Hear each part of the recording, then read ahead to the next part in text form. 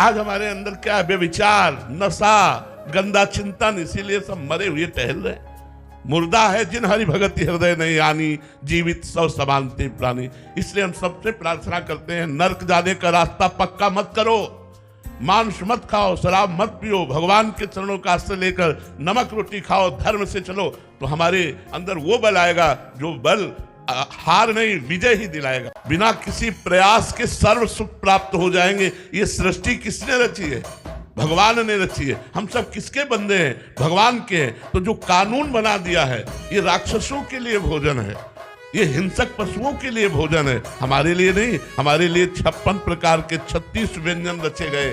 खूब अच्छे अच्छे पदार्थ पाओ, भगवान को अर्पित करके ब्रह्मचर्य से रहो, व्यायाम करो। देखो आपका शरीर स्वस्थ रहता है कि नहीं रहता। लोगों की मानसिकताएं बिगड़ रही हैं। वो जबान के स्वाद के लिए मुर्गा, भैंसा, गाय, बकरी सबको खा रहे हैं और समझते हैं कि हम बलवान बन जाएंगे। गलत बात। आप ब्रह्मचर्य ठीक रखिए, पवित्र भोजन। हमारे यहाँ कितना गाय दूध देती है, उसका घी, उसका मक्खन, उसका मट्ठा, उसके खोया, जो भी चाहो। तो आजकल तो पशुओं की हत्या की जा रही है, गौ हत्या हो रही है। हमें लगता है ये सब गंदी बातें बंद हो जाए तो हमारे प्रभु का, जिसे राम राज्य कहते हैं, वो छा जाए। ये टैक्स फ्री हमारी सरकार में फ्री है। देखो आप, वायु दी जाती कोई टैक्स, सूर्य प्रकाश दे रहा कोई टैक्स, धरती में वास दे रहा कोई टैक्स, जल दे रहा कोई टैक्स, आकाश छत्र की तरह विराजमान कोई टैक्स, आपको मनुष्य शरीर दिया कोई टैक्स, सब फ्री। हमारे भगवान सब फ्री दे रहे हैं। तो इसीलिए संत जन प्रयासरत हैं कि हमारी समाज भागवतिक बने।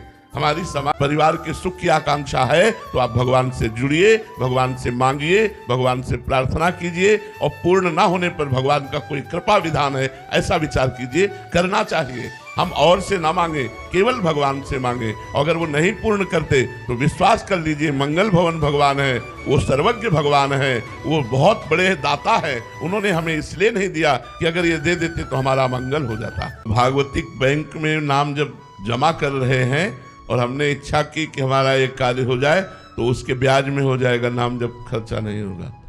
नाम जब जो भगवान को समर्पित कर रहे हो तो उसके ब्याज में हो जाएगा। मूल तो भगवत प्राप्ति होगी। और जो भगवान से इच्छाएं पूर्ण की जाती हैं वो इच्छा का नाश ही कर देते हैं।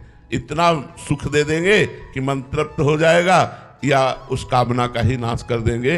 विश्व के समस्त व्यक्त अव्यक्त महापुरुषों, हे भगवान के परम प्रेमी भक्तजनों, मेरे से जाने अनजाने में यदि अपराध बन गया हो तो नाथ आप भगवत स्वरूप है, आप क्षमा करो, प्रभु क्षमा करो।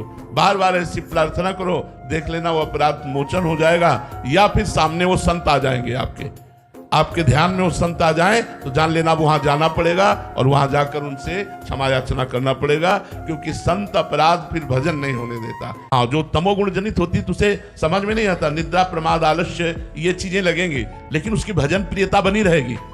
तमोगुण है, भजन नहीं हो रहा, लेकिन भजन प्रियता कि हमसे भजन नहीं हो रहा, भजन प्रियता बनी रहेगी और थोड़ी देर में भजन प्रियता जागृत हो जाएगी। लेकिन अपराधी की भजन प्रियता ही खत्म हो जाएगी और भोग प्रियता और जलन और अशांति, एक चित्त में बहुत तरह के व्यवधान उपस्थित हो जाएंगे। और वो जब तक अपराध मार्जन नहीं होगा तब तक उसका भजन नहीं होगा।